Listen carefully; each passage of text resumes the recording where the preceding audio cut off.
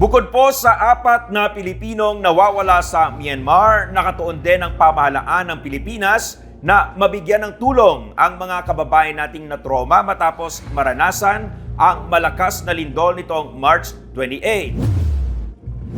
Ayon kay Yusek Ariel Nepomuceno, nakatagdang tumulak sa Myanmar ang Rapid Deployment Teams para magbigay ng nararapat na psychosocial support para maibsan ang trauma ng mga kababayan natin doon dahil sa lindol. Mula sa DSWD, DOH at DFA ang bubuo ng Rapid Deployment Team. Target na mapuntahan ang mga Pinoy sa Yangon at Mandalay. Batay sa ulat ng contingent, inaalagaan naman ng mabuti ng kanilang mga employer ang mga Pinoy sa Mandalay na karamihan ay mga guro. Suportado naman ng Embahada ng Pilipinas sa mga kababayan nating nasa Yangon. Kasi marami pa tayong kababayan doon na na-rescue na nga o na naalalayan sa ngayon. Yan ay bibigyan ng tulong psychological, medical, dahil siyempre pag dinanas mo yung ganyang kalakas na lindol, yan ay may trauma.